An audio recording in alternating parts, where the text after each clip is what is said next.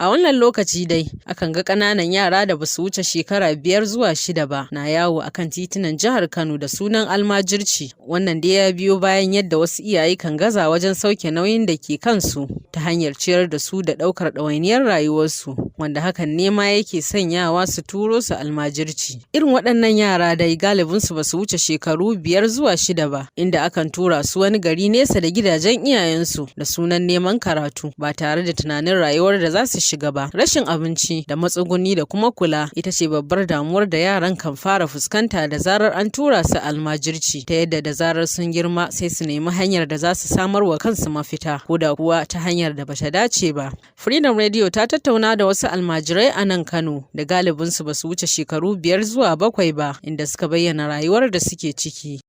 Ina son koma gida saboda in gana gaban iyayena, da ƙyar nake samun abinci.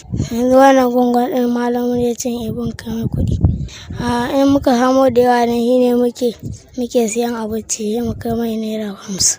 Na fi son koma gida saboda garin baya ina son koma in ga cin abinci kullum. A yanzu ma ba ni da takalmin sawa. Ina son koma gida saboda samun abinci ya mu wahala. Shekara ta 7. Ina son koma gida saboda abinci na mana wahala. Ba mai kula da mu sai Allah. To sai dai irin rayuwar da suke fuskanta kan jefa su cikin wasu ɗabi'u, wanda hakan ya sanya muka zanta da Malam Jamilu Ibrahim Muktar na sashen nazarin halayyar ɗan adam da ke Jami'ar Tarayya a Dutsen jihar Jigawa, ya kuma bayyana yadda almajirci ke shafar tunanin irin waɗannan yara. Yara ƙanana da ake raba su da iyayensu a yayin da suke farkon tasowarsu kamar shekara 5 zuwa 6 da sunan neman ilimin addini haka, wato ko almajirci, suna fuskantar abubuwa da dama wanda zai shafi tunaninsu da halayyarsu a nan gaba. A lokacin da yaro yake tasowa yana buƙatar wata kulawa ce ta daban, saboda yadda ka san dabba haka yake. Yana tasowa ne sai an kwaɓe shi, sai an hana shi, sai an sa shi da sauransu. To sai zamanto an raba shi da wannan wanda su ne suke da haƙƙi na sauke wannan nauyin, iyaye kenan. Aka bar wa al'umma ya zamanto su ita za ta yi. Al'umman nan kuma mutane ne kala-kala, da masu miyagun halaye da masu kyawun halaye, ga su nan dai barkatai. Saboda shi malamin da aka tura shi wajen su bai isa ya iya sauke wannan nauyin da iyaye za su yi, ya sauke kamar yadda ya sauke haƙƙin da yake kansa na 'ya'yan cikinsa ba. Saboda yaran suna da yawa, za su iya tasowa da inferiority complex, na jin cewa su ba komai ba ne, jin kaskanci kamar yadda suke yin bara, sun zama irin Allah ya baku mu samu, irin su ba za su iya zama wani abu ba, sai dai abin wani ya zama tukunna su samu a cikinsa.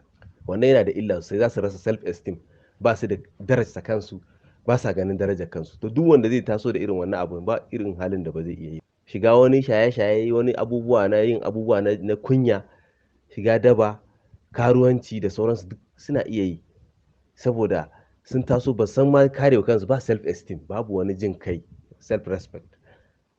Na biyu, suna iya zama taso da paranoid, irin suna jin cewa su kamar an tsane su, saboda me ba wani wanda yake son su, iyayensu ba su damu da su ba, al'umma ba ta damu da su ba. To wannan abun yana da matukar illa sosai, za su taso suna jin haushin kowa.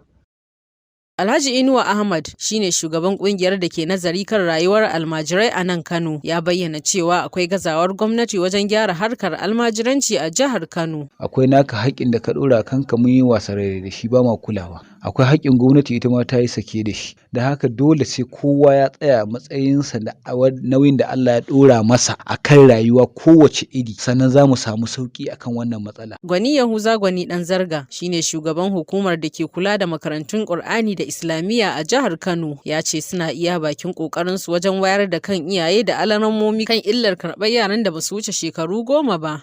To babban tsari dai shine wayar da kan su malamai masu karɓar yaran, da wayar da kan iyayen yara su fahimci haƙƙin da yake kansu. Yaro ɗan ƙarami yana buƙatar ya zama yana tare da uwarsa da ubansa don su rene shi, su kula da lafiyarsa, ya samu wannan hanan ɗin na uwa da uba.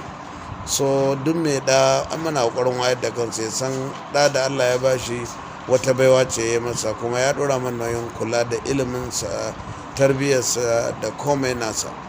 Maimakon ya kawo shi haka, ya bari ya ɗan isa, wanda ko a hukumance abin da aka ce kar su gaza shekara, in ma sun kai shekara 10 zuwa 12, to in ma za ka kasu ka tanaji abin da za su ci da abin da zai su yi wanka da wanki da sauransu kafin ka kai wa malami. Shi ko malami ya gane cewa ya da karbi yaro dan kankani ba mai kula da shi, matarsa ba za ta iya ba, shi ba zai iya ba. To kamata yaro ya kai wani matsayin shekaru ya dan kwari, ya iya wa kansa wanka, ya iya wa kansa wanki, sannan a karbe shi kuma a tanaji abin da zai ci da kula da lafiyarsa.